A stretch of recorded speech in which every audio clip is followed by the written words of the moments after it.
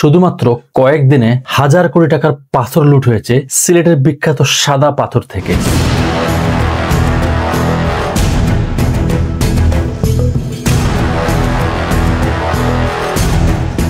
সিলেটের ভোলাগঞ্জের আইকনিক সাদা পাথর। দীর্ঘদিন ধরে এটি ছিল সিলেটের শীর্ষ পর্যটন আকর্ষণগুলোর মধ্যে একটি। এটি ধলাই নদীর এক প্রশস্ত অগভীর অংশ, যা একসময় ক্রিস্টাল ক্লিয়ার পানি, চকচকে সাদা পাথর এবং মেঘালয়ের পাহাড়ের অপরূপ সৌন্দর্যের জন্য বিখ্যাত ছিল। কিন্তু আজ অবৈধ লুটের কারণে একটি ধ্বংসস্তূপ এবং গভীর গর্তে ভরা একটি মরুভূমিতে পরিণত হয়েছে। সোশ্যাল মিডিয়ায় প্রচারিত ভিডিওতে দেখা গেছে শত শত মানুষ ছোট বরকি নৌকা দিয়ে সাদা পাথর পর্যটন এলাকায় পাথর উত্তোলন করছে। এক্সাভেটরও মোতায়েন করা হয়েছে নদীর তলদেশের পাথরের স্তর পর্যন্ত গভীর গর্ত খনন করার জন্য। কিন্তু কিভাবে এই ব্যাপক লুটপাট সম্ভব হলো?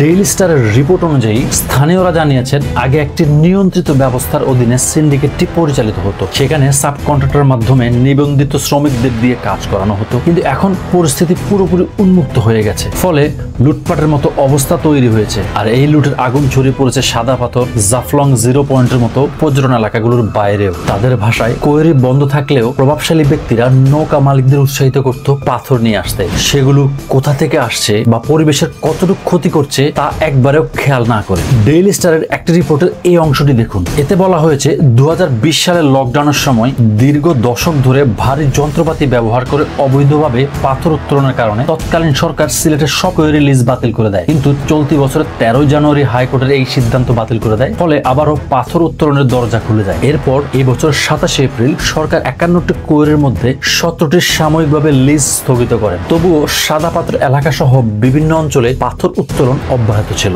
সরকার সে সময় ঘোষণা করেছিল, যেসব কোয়েরি আদালতের নিষেধাজ্ঞার আওতায় আছে বা ঘোষিত ইকোলজিক্যাল ক্রিটিক্যাল এরিয়ার মধ্যে পড়ে, সেখানে কোনো লিজ দেওয়া হবে না। সরকারের এই সিদ্ধান্তের পর আসে নতুন সমস্যা। 14 জুন শত শত স্থানীয় মানুষ সিলেটের জাফলং পরিদর্শনে যাওয়া জ্বালানি উপদেষ্টা ফজল কবির খান এবং পরিবেশ উপদেষ্টা সৈয়দা রিজওয়ানা হাসানের গাড়ি বহরকে আটকে দেয়। তারা লিজ স্থগিতাদেশ প্রত্যাহারের দাবি জানায়। এর কিছুদিন পর সরকারকে চাপ দিতে সিলেট জেলা সড়ক পরিবহন মালিক শ্রমিক ঐক্য পরিষদ ধারাবাহিকভাবে পরিবহন ধর্মঘট ডাকতে থাকে। এই প্রেক্ষাপটে পরিবেশ উপদেষ্টা রেজওয়ান হাসান মন্তব্য করেন, পাথর উত্তোলনের ক্ষেত্রে আমি সব দলের ঐক্য দেখেছি। তারপর আসে পরিবেশ উপদেষ্টার একটি বিগ স্টেটমেন্ট। তিনি বলেন, গত 4 বছর আমি জাফলং এর পাথর উত্তোলন বন্ধ রাখতে পেরেছি, কিন্তু এখন উপদেষ্টা হয়েও তা পারছি না। জাফলং রক্ষায় কোনো ঐক্য দেখিনি আমি। এটাই বাংলাদেশের বাস্তবতা। দরিদ্রী রক্ষায় আমরা। এর সদস্য সচিব আব্দুল করিম কিম এই জবাবে জানান, একজন উপদেষ্টা এভাবে মন্তব্য করলে স্থানীয় প্রশাসন সহজেই নজরদারি শিথিল করার অজুহাত পেয়ে যায়, আর তাতেই সিন্ডিকেটদের জন্য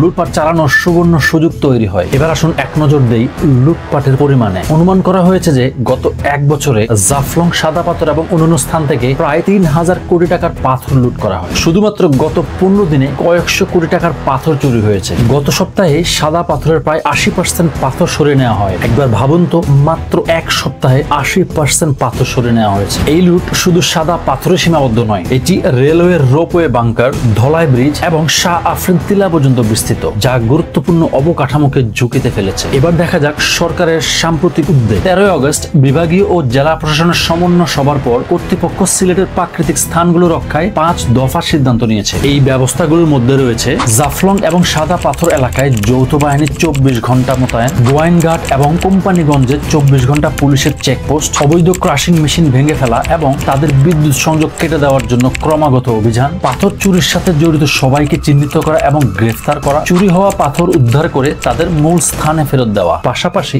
দুর্নীতি দমন কমিশন সাদা পাথর থেকে পাথর লুটপাটের ঘটনাকে নিয়ে তদন্ত শুরু করেছেন। 9 সদস্যের একটি দুদক দল বিভিন্ন স্থান পরিদর্শন করে স্থানীয় এবং প্রশাসনিক কর্মকর্তাদের কাছ থেকে প্রমাণ এবং বিবৃতি সংগ্রহ করেন। এবার কথা বলি পুলিশের নেওয়া পদক্ষেপ। গত কয়েকদিনে পুলিশ সাদা পাথর খনি থেকে অবৈধ পাথর উত্তোলনের সাথে জড়িত 5 জনকে গ্রেফতার করেছে। খনিজ উন্নয়ন ব্যুরো কর্তৃক দায়ের করা মামলার পরিপ্রেক্ষিতে এই গ্রেফতার। পাশাপাশি একটি মামলায় 1000 থেকে 1500 অজ্ঞাত ব্যক্তির বিরুদ্ধে অভিযোগ দায়ের করা হয়েছে। যৌথ বাহিনী 13 আগস্ট থেকে সাদা পাথর এলাকা থেকে অবৈধভাবে উত্তোলিত পাথর উদ্ধারের অভিযান পরিচালনা করছে। মাত্র একটি রাতেই 12,000 ঘনফুট লুট হওয়া পাথর পুনরুদ্ধার করা হয়েছে। সুপ্রিম কোর্টের আইনজীবী অ্যাডভোকেট মীর AKM নুরুন নবী হাইকোর্টে একটি রিট পিটিশন দায়ের করেছেন যাতে সরকার ভোলাগঞ্জের পাথর লুটপাটের তদন্ত প্রতিবেদন জমা দেয় এবং দায়ীদের বিরুদ্ধে আইনগত ব্যবস্থা নেয়। আমাদের এই সাদা পাথরের মতো প্রাকৃতিক সম্পদ রক্ষায় ভবিষ্যতের করণীয় কি তাহলে? একটা হতে পারে প্রাকৃতিক সম্পদ রক্ষায় কঠোর আইন প্রয়োগ, নিয়মিত মনিটরিং সিস্টেম চালু করা, পাশাপাশি স্থানীয় জনগণকে পরিবেশ রক্ষায় উৎসাহিত করা। একটা হতে পারে স্থানীয়দের জন্য